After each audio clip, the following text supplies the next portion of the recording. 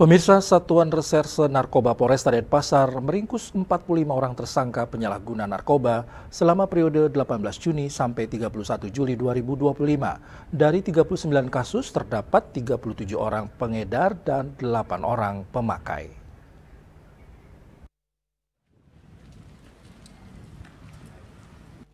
Dari tangan para tersangka diamankan berbagai jenis narkoba, yakni sabu dengan berat total 610,61 gram, ganja 8,93 gram, tembakau sintetis 0,81 gram, dan ekstasi sebanyak 351 butir.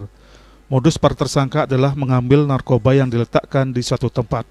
Kasat Narkoba Polresta Denpasar Kompol M. Akbar Eka Putra Samosir mengatakan dari puluhan tersangka yang diamankan, 6 orang adalah residivis. Para pemain lama itu mengedarkan narkoba dalam jumlah banyak. Para tersangka Kambuan yakni Andi Triana terlibat kasus narkoba tahun 2008, Dewa Putu Adi Purnama tersangkut kasus narkoba tahun 2010, Samsudin dalam kasus narkoba tahun 2014, Sarbini terlibat kasus narkoba tahun 2013, Fernando Dwi Setiawan terlibat kasus narkoba tahun 2017, dan Iwan Kurniawan Paramita terlibat kasus narkoba tahun 2017. Mereka terlibat narkoba akibat desakan ekonomi dengan upah mulai dari 50.000 setiap titik tempelan. Dia mengambil tempelan dan barang tersebut